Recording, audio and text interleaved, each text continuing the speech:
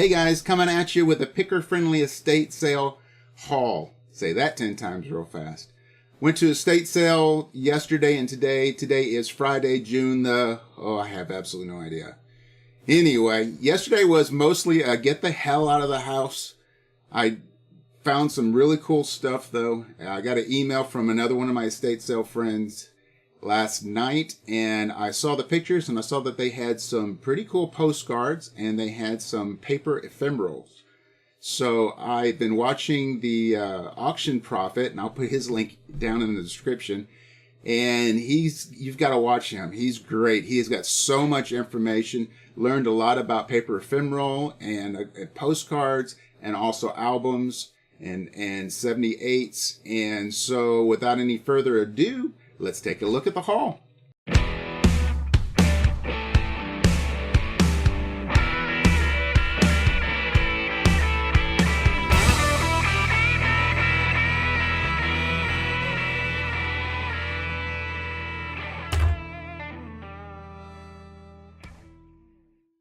Okay, first things, I got these. This probably wasn't a great buy. I'm not sure. I should make some money on it. They are car carriers. Have quite a few toy cars. There's 72 of them all together. They are a lot of Hot Wheels. There's some metal Hot Wheels. There's some plastic bottom Hot Wheels. I'm going to have to learn more about these. When I was a kid, all of the Hot Wheels were metal, and I wish I would have had those. And then Maisco. M-A-I-S-C-O. Not familiar with that, but I'm going to have to do a rabbit hole, and I'm going to have to do some search and find out about these. I got all of these for $20. So out of 72 of them, if I sell for $1 a piece, then I will still be making pretty good profits. So we'll see what happens. I definitely didn't make a good buy on this. Well, I'll break even at the very least, probably the very most. For some reason, I looked at comps on these, and I saw that they were selling for $25 a piece. I believe one sold for $25. The rest of them were selling for $9 for 10. They are, I don't know if you can see that, Debbie Meyer's Gourmet Genius. These are kind of like snack trays. You can put your cup in there, put your little sauce there, I guess, and put it on your lap. I got all of them for 10 bucks. And I got 1, 2, 3, 4, 5, 6, 7, 8. So again, I'll probably break even, or we might actually use these because we don't eat at the dining room table. We eat in front of the YouTube TV. Okay, next, I paid $1 for all of these. They are actually, if I parted these out, I would probably make some really good money. There's some amethyst. And there's some pretty decent pieces. The darker the amethyst, the better the quality, the better the piece. It's more desirable. Have some turquoise. Have some, that stuff. Got a lot of bloodstones. Bloodstones, if I sold this on the New Age market, the bloodstones do really well. But this isn't actually for sale. I bought this for my sister Teresa. She makes amazing sculptures and jewelry out of all this stuff. It's not the regular stuff that you expect. It's actually, just to brag on my own sister, it's museum quality. So I get her rocks when I go to Colorado, and when I find them. And anyway, these are going to be hers. She's going to make some amazing things out of it. We have a Minolta. This is a Minolta Himatic E. And I don't usually get old cameras because usually I don't find any decent ones. I've learned a lot from Wheeler's channel. He's an amazing resource, and I will leave his link in the description as well. This one is in really good shape. I have to get a couple of batteries for it. The battery compartment isn't all roached out. The lens looks really nice. I paid $5 for this, and I will sell it for about $90. So, good deal. So I got this Singer Professional Sewware. As far as I can tell what this is, it comes with a disc. These are for making embroidery patterns. You can actually get them on your computer and design it. Got two of these doohickeys, got the cord, got the computer with these PS2, is that what those are? Anyway, got the connector for it. I haven't tested it. It does power on. I paid, what did I pay for this? I paid $5 for this as well. And they go for as much as $100. I will probably get about $50 on this. All right, this is an HP A636. It's a photo printer. It is brand new without the box, so I'll sell it new other. It doesn't have the power supply. I've got one on order. I think that one cost me $12. It comes with the disc. It's got the paper that came with it.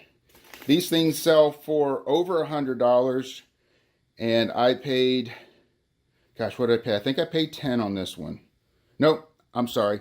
They had 50 on this. No, they had 35 on this, and because it didn't have the cord, I got it for $5. The buy of the day yesterday, and I was really surprised. I comped it out and saw that I'd make some money at it. Got these for they had $5 a piece on them. I got them for $15 for all 4 boxes. They'd never been used. OPC Factor Daily Super Antioxidant Blend. After I got home, I did some research on these real quick on their website. A box of 30 meals replacements goes for $79. These have 60 in them, so I've got 4 of those. I'm not sure. I'll probably put about $100 on each of them, and people will get a really good deal. And like I said, this was the surprising enough the buy of the day. Okay, these all came together. They came for $4. I didn't dicker on the price. They are new with tags. It's a JM brand. Wasn't familiar with it, but this is the St. Bart Sporty Tote Beach Bag for that sporty woman on the beach. It is, like I said, new with tags. This sells for about $40. And these are the Jewelry Kit Duo. Brain is not working, mouth is not working.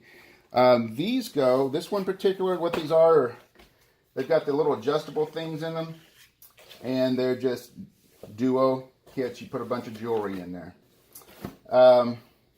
This one goes for about $25. This one goes for about $40. It's not something that I normally would have picked up, but for $4, you can't beat it.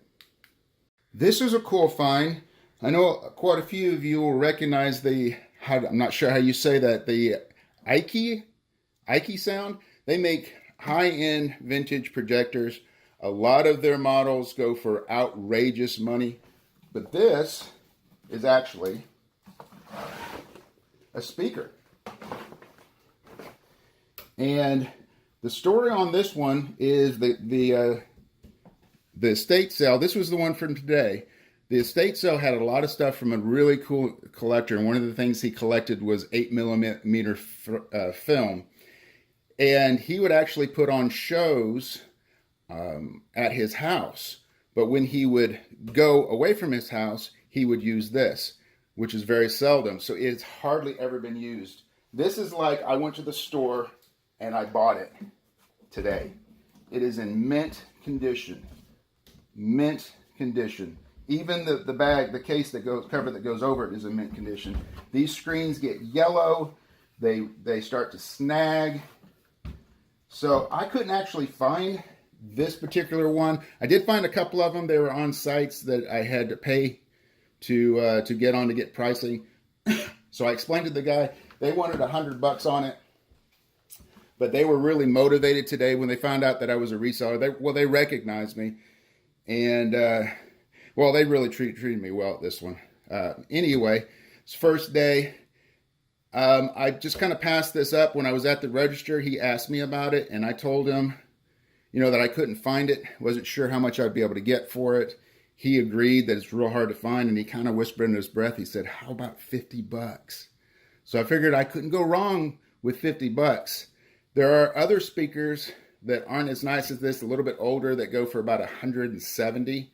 So I'm figuring that I should make at least $100 on this. Hopefully I'll make more. I think this is a really good find.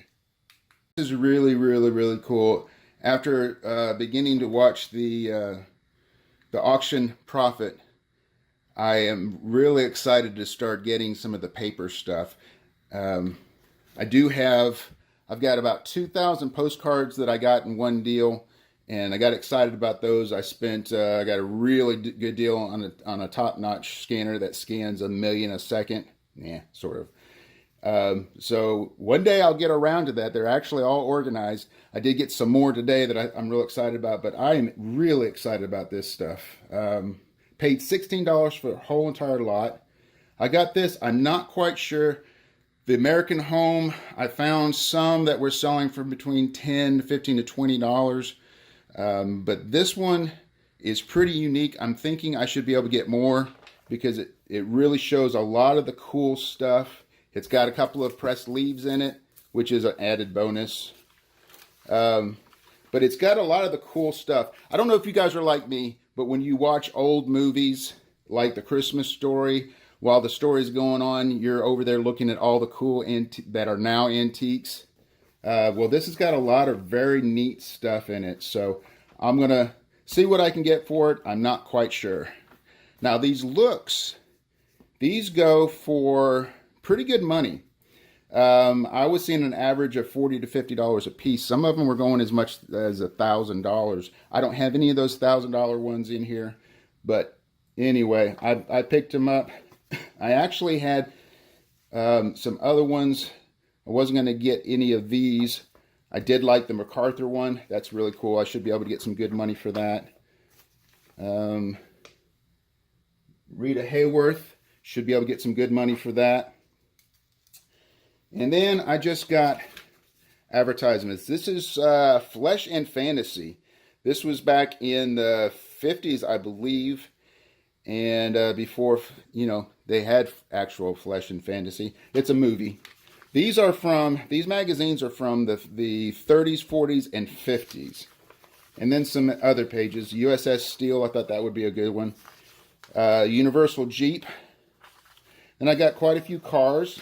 I figure the cars really sell. I always look for military cars, John Deere, things like that.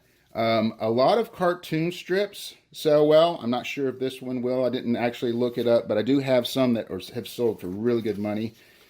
And then the Mobile Gas. Let's see, what is this? Texaco, Philip Morris, tobacco collectors. Very, very cool. Very, very cool. Ford. Let's see. Prestone. Let's go through these faster. Old Cars.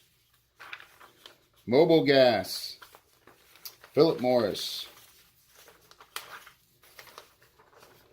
John Deere. Now I'm going to put a picture. Oh, sorry, I'm getting a phone call. Decline that one. Oh, it's from the Red Cross. Oh, isn't that nice? Anyway, I'll show you guys a picture. When I was up in Colorado, we stayed at a place. We stay in a place called Platora. It's an old mining community, and my wife Myrna's family owns an old mining cabin. It's like no power, no water, wood stove. It's roughing it. Now, most of them have internet and electric and all that, and showers. We have to go down to the lodge to shower. But anyway, the owner of the lodge down there was cleaning out a cabin that they bought, a more modern one. Had this amazing picture on it. He was a John Deere collector, so I couldn't get it from him, but I will show you that picture later. It is the best poster that I have ever seen in my life. Okay, moving on. Veteran of 1,000 missions, military. I think that's Eisenhower, isn't it? Roosevelt. Ah, I got tested on history and I failed. Have no idea what that one is. The Air Force gives birth to a miracle. I haven't looked at this, but I am hoping that this has to do with the Manhattan Project, the atomic bomb. And then Life's War Artists. Isn't that cool? They had quite a few other Lifes, but most of it was Kennedy. And Kennedy stuff, the death of Kennedy, it doesn't sell for much because everybody collect them. Those moments in history where you had something where everybody remembered where they were, it's going to take a lot for those ever to be worth anything because everybody collected them. So had 1, 2, 3, 4, 5, 6, 7, 8, 9, 10, 11, 12, 13, 14, 15, 16, 17, 18, 19, 20, 21, 22 of these for $16. I should make some good money on these. These were okay. I'll go ahead and get them. I can make a little bit of money. I've bought, repaired, and sold cuckoo clocks. This is actually probably from a grandfather or a very large cuckoo clock. They are heavy. I would say that's probably, that's probably about 2 or 3 pounds. They wanted $2 for these. These are counterweights, and the brand is 1260 BUs.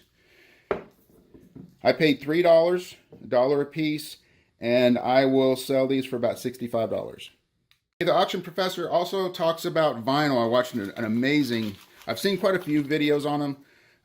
Growing up, I had a really cool collection of about 300 albums, and I took really good care of them. I had, at the time, I paid $75. It was a $500 turntable. I believe it was a Panasonic, and it was the kind that had the counterweights on it. Had the needle cost $60. I wouldn't play any of my albums on any other player. I wish I had that. I pawned it for 25 or 50 bucks for a case of beer or something back in the day. Boy, I was an idiot. So anyway, I've always had a passion for vinyl. I was actually, little known fact, I was actually played on one of the last sessions that was recorded on vinyl. I played with Ike and Tina Turner's son, Ike Turner Jr. Okay, so anyway, he talks about 78s. He says the 2 genres that sell the most, the number 1, believe it or not, is rockabilly. The number 2 is soul. He gives a lot more things to look for. So anyway, I found these 78s. I just discovered this one is actually signed, or that's just scribbled on. It's not signed at all. Never mind. But anyway, they had $5 a piece on all of these. There's 13 of them. Started going through them. I found one that's worth $65. I offered them $35 on all of them, and they counter offered me $30. So I was like, okay, I'll go for it. So I got all of these for 30 bucks, make 65 on that one. I've already made a profit. Haven't even looked at any of the rest of them. I've got some in here that that are going to be really good lookers. Got some Decca, but that's so they may not be worth as much. Got quite a few of those, but one way or the other, I'm going to make a profit on them, and it's really cool nostalgia. Okay, last but definitely not least by any means, this is what brought me there. It's postcards. After I got those postcards, I delved very, very deep into researching what postcards make money, what don't. Again, Auction Professor. I keep mentioning his name, but he is definitely a great resource on anything paper. And some other resources I found, some of the things that sell a lot. You can check out his video. It will definitely, he's got actually a couple of them that will give you some great information on what to look for. I'm not going to waste your time now because I am not an expert. So anyway, things I was looking for. I've got a bunch of trains. This is an old hotel. I don't get a whole bunch of these, but some of them are just very, very cool. I'm sure it's probably closed down. This is a kind of a unique one. And then some holiday, just some really cool, some military. Windmills, I've got a bunch of them, but this is a real photograph, so that's pretty cool. More military, more trains, a bunch of fishing ones, a bunch of them. But they've got some old ones, some hand-painted ones. This one actually is mica. I don't know if you can see that, but it looks like glitter. It's actually mica. A lot of old ones, pictures of people, pictures of buildings. I don't get a whole lot of those. A lot of trains. Unfortunately, I didn't get, I think I might have gotten a couple of ships. Got another old one. I've got some from Germany, in foreign places. This one right here sells for about $20. I've seen it sold. I picked out about 70 of these. They wanted $1 a piece. And of course this has more in it. It's got these labels. These are gift labels, which I thought were pretty cool. And where is that one thing? Where is it? It's not a postcard. It's somewhere on here. Oh, this is it. This is actually a cutout or something. I'm not sure exactly what it is. I thought that was kind of pretty. But then I saw that and I thought, this might be worth money. If nothing else, naked people sell. I'm sorry, they just do. Okay. This one actually has my last name on it, so I might keep that one. So anyway, and this is very cool. This is something I hadn't come across. It's a little tiny postcard. They wanted 5 for this. They wanted $1 a piece. I came up with 70 out of this lot. And the lady asked me if I wanted all the postcards. Well, I'd already been through them and got all the ones I wanted. So I said, not really, but what would you ask for them? So we actually agreed on $50 for all of these, which is much less than, I haven't counted them. It's definitely less than 50 cents a piece, which is usually my highest that I'll go unless they're really, really valuable. I'm thinking maybe 10, 15 cents, which is a good place to be for postcards. So that's it for the picks. I hope you enjoyed that as much as I enjoyed finding them. I find myself at estate sales probably 95% of the time. I do enjoy yard sales. It's a lot more work.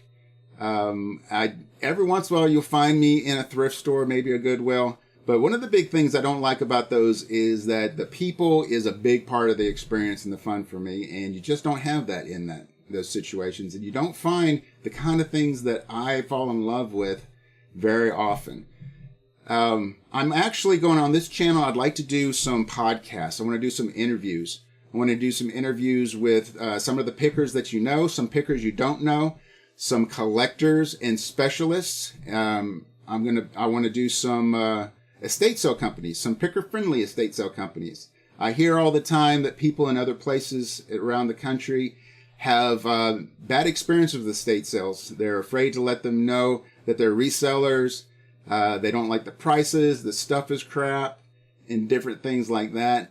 I think you would find, now, given we're in Nashville, and in Nashville, it's not unheard of to have in the summertime between 10 and 20 estate sales a week. During the winter time, it's like 2 to 3 to 4, sometimes as much as 10.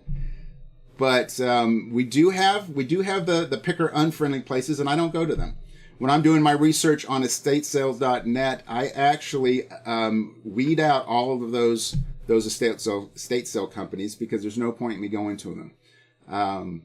I do give them a second and third chance in about a year or so, and some of them have redeemed themselves. But I think after listening to the estate sale companies that I enjoy going to, you'll find out that we really kind of meet in the middle. We actually, resellers and the estate sale companies really work hand in hand with each other if you could build a relationship with them. Again, that may not be everywhere, but it definitely is here.